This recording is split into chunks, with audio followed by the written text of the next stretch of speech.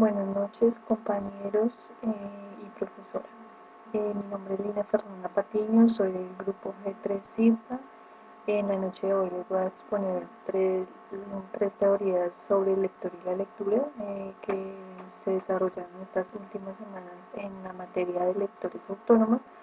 en las cuales relaciono las tres lecturas con sus respectivos autores, los cuales son Lois Rosenblatt,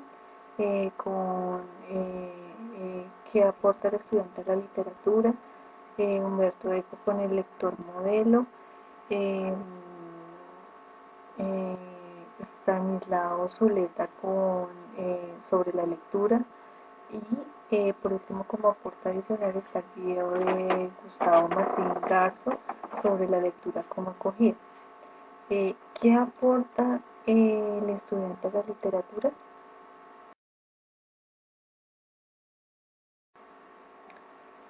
Rosenblatt, frente a la idea principal del texto, enfatiza en el papel que juega el lector en relación al texto y contexto como aporte para el proceso de la lectura literaria. De ahí que se haga una relación o una influencia frente al modelo establecido por Rosenblatt, que se llama la teoría transicional de la lectura y la escritura, el cual relaciona y combina las experiencias afectivas y vivenciales del lector frente a los conocimientos adquiridos y referenciados por los textos. Es de ahí que la autora tiene la concepción de que la lectura es una actividad muy compleja que depende de operaciones mentales a la medida que avanza la lectura, y de ahí que se establezca una línea de diferentes pensamientos sobre la sociedad, su entorno, eh, eh, de la razón por qué llegó al texto, eh, la situación particular que hizo que llegara al texto, eh, su influye también su situación física, emocional, en la manera como interprete y llegue a las palabras eh, y llegue a las palabras del texto. Por esta razón es que ella cita que para llegar a la conformación de una experiencia literaria, donde lo que aporta el estudiante a la literatura es más importante que lo que el texto, que la función que cumple el texto mismo. Y de ahí es que se hace una reflexión pedagógica y metodológica en la forma de enseñanza de la lectura literaria, ya que se hace como una crítica constructiva y reflexiva frente a la manera en cómo en la actualidad es, no se considera importante tomar al alumno como individuo, teniendo en cuenta su contexto, sino que se llega a través de una enseñanza de que se establecen unos criterios literarios de ideales académicos que no permiten que se hagan entre las interpretaciones se evidencie el entorno del individuo como tal. Entonces la autora nos dice que es importante para lograr un desarrollo profundo en el proceso de la lectura tener en cuenta ese contexto, ya que influye en la manera como asumimos los textos y cómo llegamos a ellos. Podemos decir que la lectura literaria destaca el aporte que hace el lector al texto y especialmente a sus eh, experiencias en el mundo afectivas, emocionales y vivenciales. Por lo que podemos referenciar una frase del texto en la cual dice que cuando el joven vuelve a la literatura, eh, no puede ignorar los cúmulos de condiciones sociales cambiantes que están a su alrededor. Por eso podemos decir que la enseñanza de la lectura literaria parte del estudiante y que el maestro debe cambiar su ideal eh, para, para adquirir conocimientos a partir de críticos y académicos, ya que se debe cambiar y se debe buscar es una conexión de diálogo entre el lector y el texto, ya que esto va a permitir una mayor comprensión de la lectura literaria y propiciar así una experiencia eh, literaria enriquecedora para la educación del individuo y así lograr un análisis más profundo del proceso de recepción y de entendimiento del texto literario a partir de su experiencia vivencial, de su contexto. Es así que podemos decir que la comprensión de la obra debe nutrirse a través del conocimiento previo. Además, podemos decir que el texto es una entidad apartada en el cual se encuentran marcas en una página y que pueden tener intenciones o no eh, frente al lector. Pueden dar las intenciones o no frente al lector, además de poseer y brindar al lector más valores de lo que previó el escritor. Pero todo eso depende del conocimiento previo y de la interpretación y el proceso lector que tenga el individuo que está leyendo el texto. En conclusión, primero podemos decir que la autora Rosenblatt busca reconocer las reacciones propias del lector, al igual que la obra de arte, las cuales son expresiones orgánicas no solo propias del lector, sino también de su contexto particular, que es lo que hemos estado reflexionando de las ideas que centra la autora en el texto. Me gustaría citar un ejemplo clave que puede explicar este contexto, y es que la autora sitúa la literatura como una corriente literaria que es alimentada por más ríos que tienen en sus fuentes conocimientos intelectuales y tanto intelectuales como sociales que lo rodean.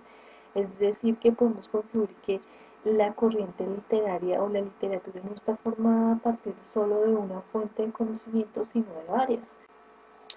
Segundo, Rosenblatt también propone a los mediadores que sean más conscientes de las realidades de los lectores, ya que esto busca desarrollar una actitud más crítica y cuestionadora en ellos, y a su vez que exista como esa necesidad de que sus fundamentos sean más razonados en sus pensamientos y sus juicios. Eh, yo considero que este llamado no es solo a los maestros o padres, sino a nosotros también como profesionales de la información,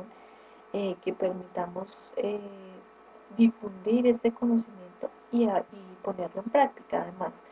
ya que nosotros en nuestro contexto profesional y social vamos a encontrar muchos lectores en un proceso de formación. Entonces es necesario tener en cuenta eh, ese contexto que influye en el lector, y así esto nos permitirá tener una mayor comprensión de los lectores y de la vida que los rodea. Ahora conozcamos cómo es ser un lector modelo para Humberto Eco.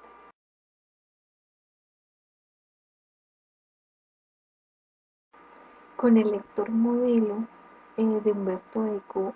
a diferencia de Rosenblatt, que establecía como idea principal al lector como un individuo y la importancia de la influencia de su contexto, para Humberto Eco es fundamental la idea del lector como una estrategia textual en el proceso de la lectura. Es de ahí que podemos decir que, que el texto sería en este caso como una obra de arte muerta que necesita volver a la vida, y en este caso vuelve a la vida solo hasta que, por ejemplo, el lector, que en este caso sería como un pincel, haga potencializar de nuevo su contenido y esa función, es decir, que le dé vida al texto, que lo actualice, que lo interprete, que lo afecte. De ahí que el lector nos que el autor nos diga que para el lector modelo es el que satisface para que el contenido se potencialice y se actualice en el texto, eh, ya que en pocas palabras el texto se emite para que alguien lo actualice. De esta manera el deber ser es que el lector actualice su enciclopedia para poder comprender el texto, más allá de lo que el autor nos quiere decir. Eh, y esto es ya que para Humberto Eco los términos son vacíos, aún así que se les dé su significado, encontremos o leemos una definición.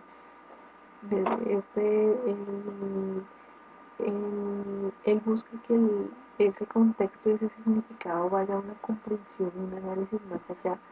de lo que nos brindan conceptualmente. Por esa razón nos dice que todo mensaje debe tener una competencia gramatical por parte del lector. Es decir, debe haber unas habilidades previas y unos conocimientos que permitan llegar al lector una comprensión y un análisis más profundo y crítico del texto. Dentro de la lectura, eh, Humberto Eco hace un énfasis en un autor ideal que se llama Phineas Wake. Phineas Wake espera de un lector ideal que disponga de todo su tiempo, que desarrolle habilidades asociativas y lingüísticas y de referencias que permitan dar como el fundamento que necesita el texto y la interpretación y el complemento para llegar a ese proceso lector.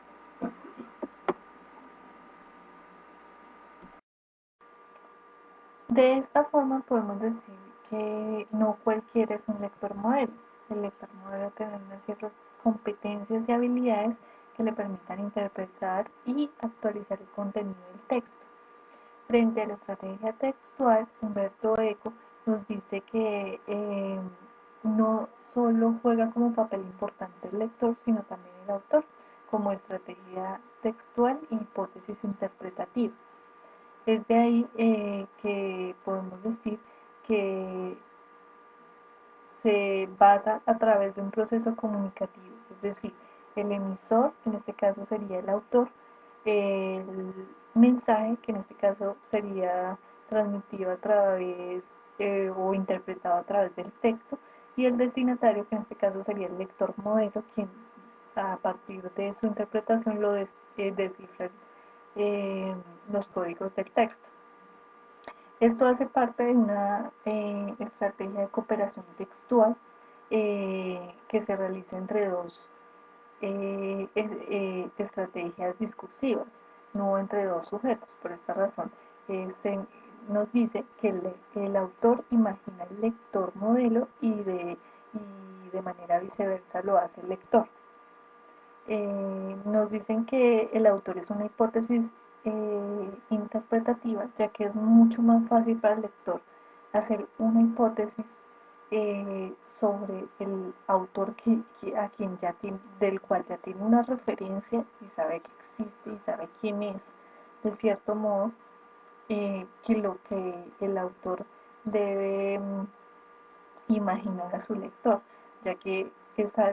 sobre un lector que no conoce y que no sabe y al cual debe El autor debe referirse a una serie de competencias que le den contenido a las expresiones que utiliza, y de esta forma que la interpretación que dé el lector sea más allá de la intención del autor y el texto mismo. Existen dos tipos de autores: autor empírico, autor modelo. El autor empírico es el que piensa el texto de una manera distinta a los códigos preestablecidos y que son pertinentes al texto, y que de esa forma adquiere un tipo de conocimiento que permite llegar al lector modelo, el cual sabe y tiene claridad qué quiere hacer con el texto. También tenemos un lector empírico basado en sus experiencias y en, los, y en sus vivencias, y el lector modelo, que es el que ya tiene todas las capacidades para interpretar y darle un contenido potencial al texto. Para el Humberto Eco, el texto se distingue de los otros tipos de expresiones por su mayor complejidad. En otras palabras, su mayor complejidad está porque está hecho de elementos no dichos, es decir, de códigos sin descifrar. Por esta razón es que existe la participación del lector dentro del texto. Humberto Eco nos da un ejemplo de lo que significa texto. Él usa una caja lujosa llena de piezas de rompecabezas. Él dice que cuando se arman esas piezas es posible llegar a la literatura, a conocer, por ejemplo, la Gioconda. Gioconda. Eh,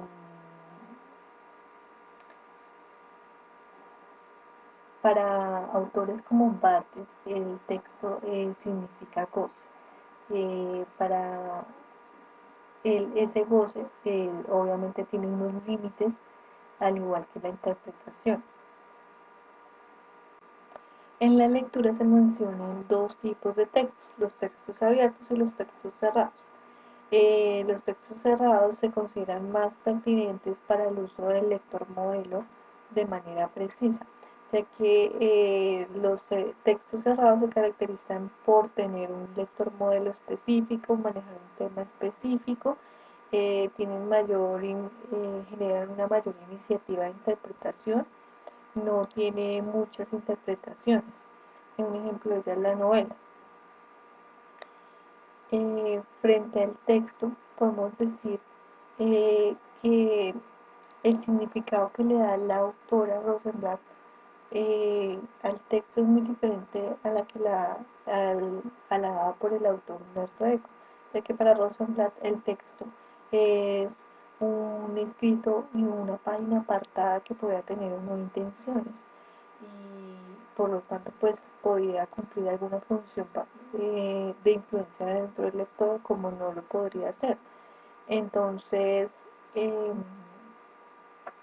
lo que busca Humberto Eco es darle como una base de valor al texto, ya que de este modo el texto se considera como un contenedor valioso que deposita todo, en el que se encuentran depositados todos los códigos que no han sido descifrados o los elementos no dichos del texto, por lo cual es lo que permite que exista una participación del lector en la actualización e interpretación del texto mismo. Sin eso no habría necesidad de que el autor afectara el texto o que hiciera alguna interpretación si el texto mismo no contuviera elementos no dichos que necesitaran potenciar su contenido. Segundo, la estrategia textual establecida por Humberto Eco se da en medio de comunicación cara a cara, donde se evidencian distintas formas extralingüísticas, es decir, de retroalimentación y de signos adicionales que no necesariamente tienen que ver con formas lingüísticas, sino que son signos que se relacionan entre sí, y por esta razón es que eh, el autor recurre a diferentes estrategias en busca de un lector modelo. Esto es a través de la elección de la lengua, de un tipo de enciclopedia, la elección del léxico. Además, podemos decir que para concluir, eh, existe una relación entre Rosenblatt y Humberto Eco frente al papel que juega el lector, ya que no es un lector pasivo, no es un lector que espera para poder interpretar o que le lleguen las cosas, sino que es un trabajo, es un autor que busca, que tiene que buscar desarrollar códigos, interpretarlos, hacer parte de ese papel y trabajar y desarrollar esos códigos para poder llegar a ese proceso lector, es decir, les toca desarrollar una serie de conocimientos, ya sea desde el contexto, como lo trabajó Rosenblatt, o desde una estrategia textual que les permita llegar a un verdadero proceso de la lectura. Ahora los invito a que sigamos reflexionando sobre el proceso lector a partir de la lectura sobre la lectura de Stanislav Zuleta. Para hacer un preámbulo a la lectura de Stanislav Zuleta sobre la lectura, me gustaría citar una frase que se encuentra en el texto y es del autor Nietzsche, que nos da como una visión más clara de lo que va a tratar la lectura. Y nos dice, existe la ilusión de haber leído cuando todavía no se ha interpretado. Y esa ilusión existe por el estilo mísero en que se escribe. Esto nos da una idea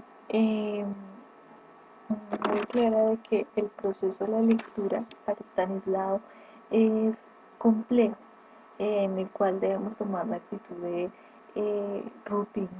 rutinarios y rumiantes frente a los diferentes textos. Un pensamiento similar es el que tiene Nietzsche frente a la concepción naturalista de la lectura, ya que él rechaza esa concepción porque para él leer no es consumir, no es adquirir, no es que les den un mensaje ya resuelto al lector, sino que leer es averiguar lo que nos quiso decir el autor, es desarrollar esa idea, interpretar, trabajar. Para él es trabajar, elaborar. Es por eso que podemos decir que el problema no es que no tengamos nada que leer, sino que, o que traduzcamos mal, sino que no sabemos leer.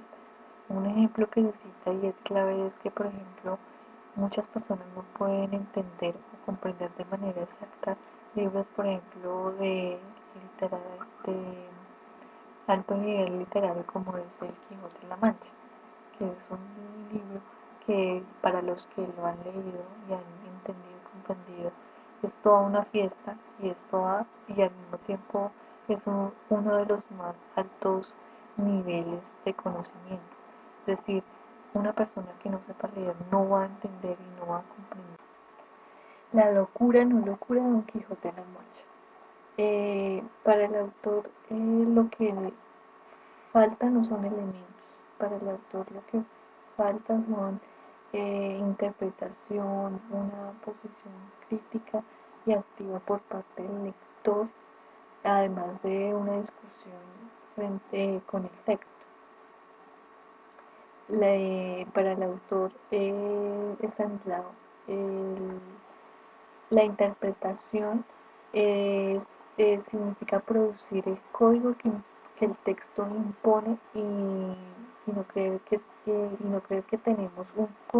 un código común, es decir, tener ya como una referencia o que ahí existe un mensaje del cual ya sabemos que nos quiere decir el texto o el autor, sino que es un mensaje que hay que trabajar y hay que conseguir. Dentro de la interpretación encontramos una diferencia un poco en el proceso en el que se desarrolla la interpretación y es con el autor Humberto Eco, con su lectura El lector modelo, ya que él nos expone que la interpretación es basada a través del lector, el cual hace la actualización y el contenido de los códigos, es el que los potencializa, es el que los desarrolla. En cambio, en el caso anterior, como lo mencioné, es em, el texto el que ya impone un código, pero que obviamente es el lector el que tiene que trabajar algo muy similar al de Humberto Eco para desarrollar lo que quiere decir el autor y el texto. Rosenberg piensa que la interpretación es infinita, por lo, ya que ella piensa que la comprensión se nutre a partir de conocimientos previos, es decir, que están conformados por diferentes fuentes del conocimiento. Stanislao nos dice que un buen texto es aquel que fuerza al lector a interpretar. Lo que los textos que no lo hacen se conocen como textos perezosos. Eh, Hay una concepción que se relaciona a la de Stanislao y a la de Humberto Eco. Eh, Solo que Humberto dice que no existen los textos perezosos, que el texto solo existe cuando hace trabajar al lector. Una distinción frente a estas dos concepciones es la manera distinta que tiene que pensar la autora Rosenberg frente al texto, porque para ella el texto no es más que una página llena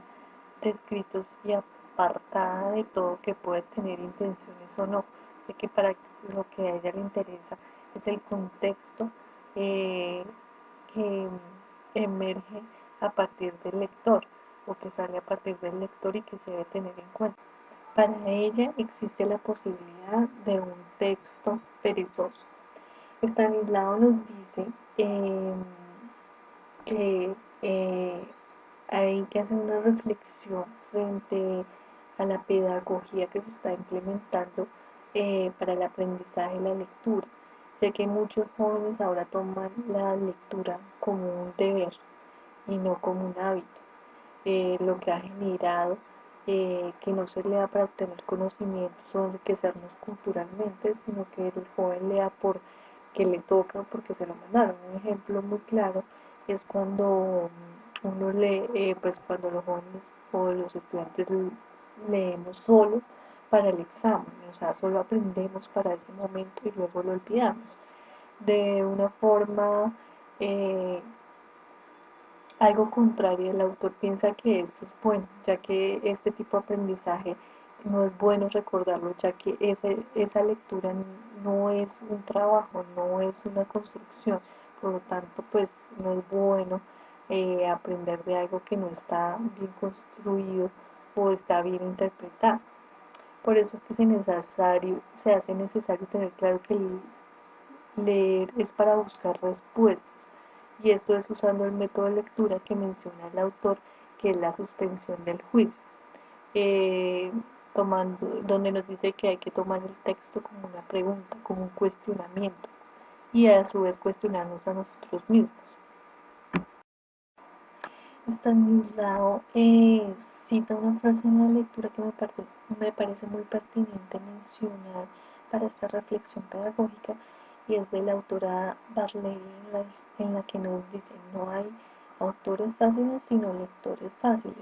Y esto pues nos cuestiona en realidad la pedagogía eh, educativa que se está manejando con el tema del aprendizaje de la lectura. Es de ahí que el lector define su concepción de que la lectura es una producción, es un trabajo, es un empleo útil del tiempo, es una actividad que nos permite apropiarnos de un saber, de una cantidad de conocimientos que nos fortalecen intelectualmente y desde un aspecto cultural. De ahí que para Nietzsche es importante y también cuestiona de cierto modo la metodología educativa, y es que él dice que existen una serie de lecturas pedagógicas eh, que van en escalerita. Esas lecturas son las que van medidas según lo que piensan los maestros que es la capacidad que tienen los alumnos para asumir ciertas lecturas. Pero para Nietzsche dice que eso es evitar darles una exigencia de conocimiento y de adquirir conocimiento, interpretación, por lo cual ellos consideran que en ciertas lecturas son las que pueden leer los alumnos y las demás no, pero hay lecturas que permiten exigir y ir haciendo una construcción, la cual Nietzsche dice que es la que permite asumir lecturas como El Quijote de la Mancha, eh, que son lecturas difíciles de entender, incluyendo las lecturas de él. Por eso él dice que entre más lo tratan de entender, más lejos están de él, porque realmente para entender y comprender, interpretar un texto es difícil llegar a ese punto porque se requiere un trabajo. Es por eso que el lector que busca a Nietzsche no es cuidadoso. El lector que busca a Nietzsche es capaz de interpretar, es capaz de permitir que el texto lo afecte, se deja encantar por el gusto del peligro y la aventura que esa lectura le proporciona. Eh, por esa razón, para ellos es un reto, se convierte en un reto leer ese alto conocimiento y lo que no se entiende, descifrar lo que no se, del, de lo cual no se tiene conocimiento. Stanislao considera que a través del pensamiento filosófico tenemos la capacidad de interpretar y extraer como un código común de cada lectura. Bueno, por esas razones que él referencia a Nietzsche a través de su teoría del pensamiento que se desarrolla en su obra El Zaratustra, el cual nos dice que existen en la teoría del pensamiento tres capacidades que se desarrollan. Una es la capacidad de admiración, en la cual se da la idealización, el trabajo, la labor y se simboliza por un camello. Eh, Luego del camello se convierte al león, que es la capacidad de oposición, de crítica, rebeldía y negación constante. Del león se convierte en un niño, que es la capacidad de creación, que representa la inocencia, un nuevo comienzo, eh, sin ninguna posición. Eh, y estas serían como las tres capacidades que se evidencian en la teoría del pensamiento de Nietzsche. Saber leer no es leer,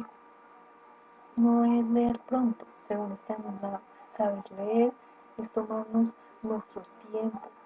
para analizar, para descifrar cada palabra, cada oración, cada párrafo. Tomarnos un tiempo para saber si estamos leyendo y entendiendo. No es leer por leer. Estamos interpretando historias, normas, cuentos, narraciones y más allá de las intenciones que el autor y el texto pretenden.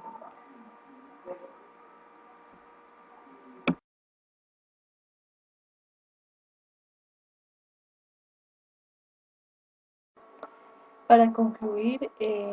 vamos a hacer una reflexión frente al aporte que nos dejó el video La lectura como acogida del escritor de literatura infantil Gustavo Martín Garzo.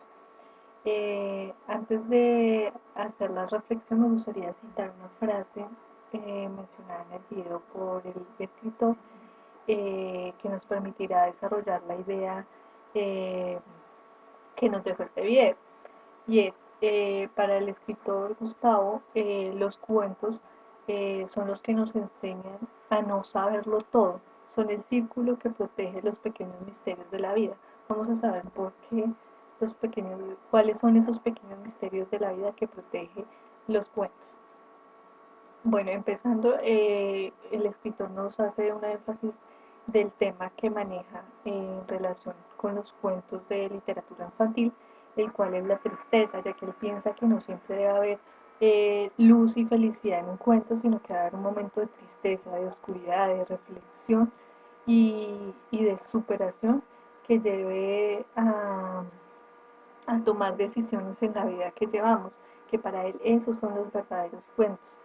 que los cuentos son verdades pero no realidades, son los que nos permiten crear un lugar para vivir. Eh, en este caso él cita otro autor que se llama Andersen y que también trabaja el tema de la tristeza y refleja sus temores a través de sus escritos en los cuentos. Bueno, el escritor Gustavo ve la lectura como un secreto que se encuentra en lo más hondo de nosotros. Eh,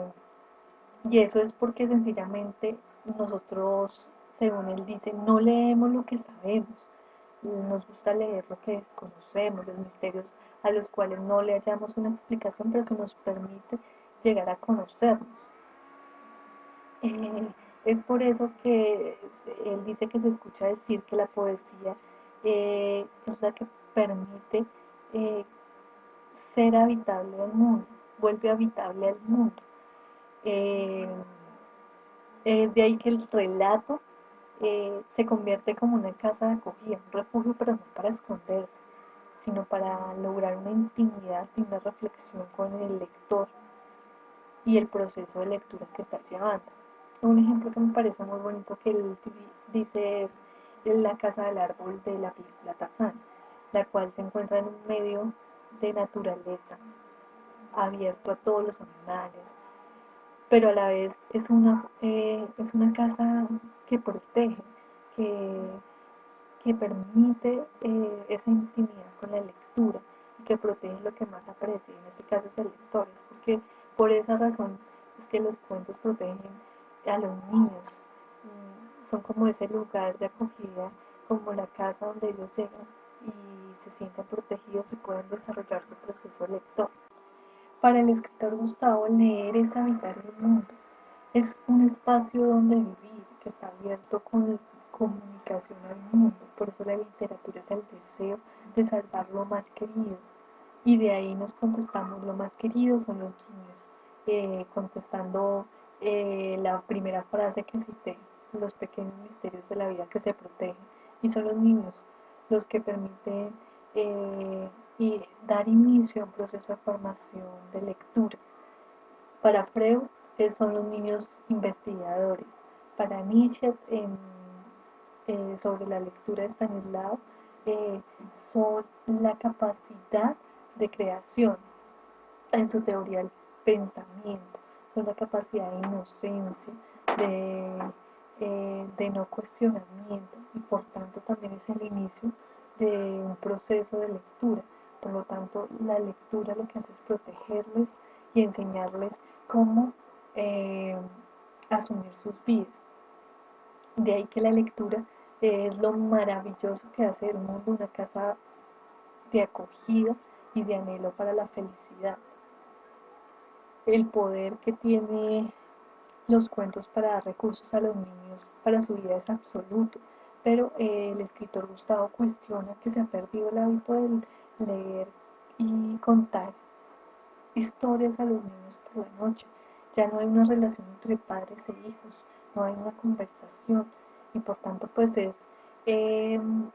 es un gran problema ya que los jóvenes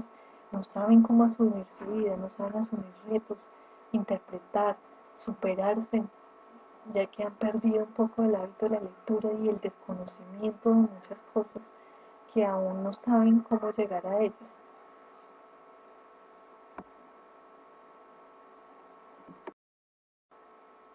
Bueno, los niños necesitan de cuentos para entenderse a sí mismos y a los demás, descubrir los misterios de la vida y de su corazón. Es por eso que puedo decir que, además de los aportes que nos han dejado las otras teorías, de Stanislao, Rosenblatt, Humberto Eco, el aporte que nos da el video de Gustavo Martín Garzo es que la lectura es la acogida de todas esas teorías y esos pensamientos